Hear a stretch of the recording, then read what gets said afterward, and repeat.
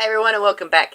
Today I'm going to be reading a chapter from It'll Feel Better When It Quits Hurting, from chapter 1. And I hope you all enjoy it. And once again, you will forgive me for any mistakes I might make while reading because I am dyslexic and it is not always my friend. So, without further ado, Sister for Sale from It'll Feel Better When It Quits Hurting. Shortly before my 6th birthday, I began to notice that my mother was getting fat. And the closer we got to my birthday, the fatter she got. She began having trouble seeing her feet, waddled like a duck when she walked, and was often sick or tired during the day. I was told that sometime around my birthday I was going to receive the greatest birthday gift that I could ever hope for. And as my mother got bigger, my excitement grew. Along with the changes to my mother, there came changes to the house as well.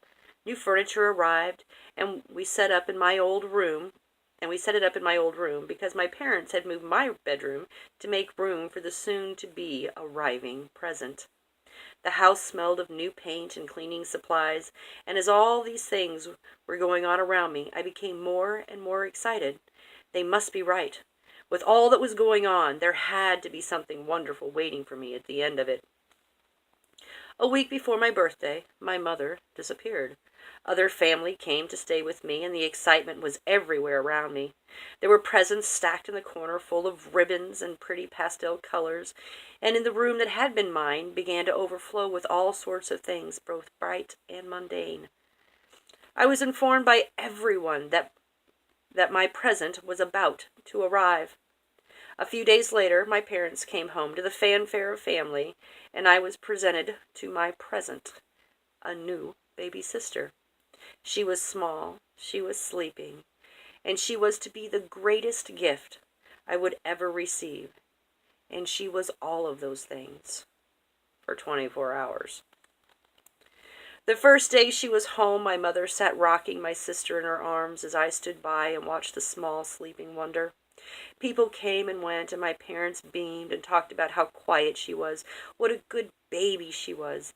I followed them upstairs at night as they put her to bed and stared down at her as she slept in her crib and thought to myself, yes, this was a good gift.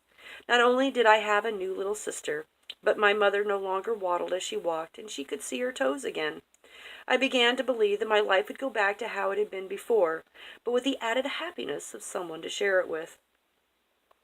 The following day, the gift began to cry, and cry, and cry, and it wouldn't stop.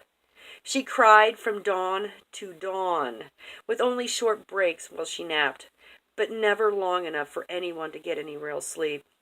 We rocked her, sang to her, put her in cars and in the swing. We patted her back and rubbed her belly and tried everything but put a cork in her mouth, which I thought would be a great idea, but it was not well received suggestion by my parents. My parents wore ruts in the carpet from walking her back and forth in a vain attempt to make her stop, trading her back and forth like some bizarre game of hot potato so one of them could take a break from her never-ending wailing. And I thought to myself, no, this would not do. This was not right. This was my present, and I no longer liked it. I wanted to take it back, right now, and get something else. But I was told that this was not the kind of gift that you could return or exchange. She was staying, and there was nothing that could be done about it. As the days turned to weeks and the crying continued, my parents' attention was focused solely on the new baby, with no time for play. I began to think about how this could be fixed. There had to be a way. One late summer night, when my sister was about a month old, she fell asleep in her pumpkin seat, and my mother fell asleep immediately afterwards. I stared at her for the longest time, and then slowly, quietly, not to disturb either her or my mother, I carried her out to my wagon in the front yard. If I could not exchange her, and I could not return her, then I would sell her. I loaded her into my wagon and set off down the street to the corner, where I had to stop because I wasn't allowed to leave the block, and began hawking to the oncoming cars, "Sister for sale! Sister for sale!" until a neighbor noticed me. Out of the house and down to the corner she ran towards me and the sister. Stopping before me, she looked down at my sleeping sister and inquired what on earth was I doing here? Selling her, I responded, looking longingly at the passing traffic, hoping that one of them would stop and take this problem away. Shaking her head, I was informed once again I could not exchange her, nor return her, and I definitely could not sell her. I slowly followed the neighbor lady home, the sister in her arms, a small parade of 3 with my wagon trailing behind me. I came to the realization that the sister was here to stay forever, and there was nothing to be done about it. All right, that's the end.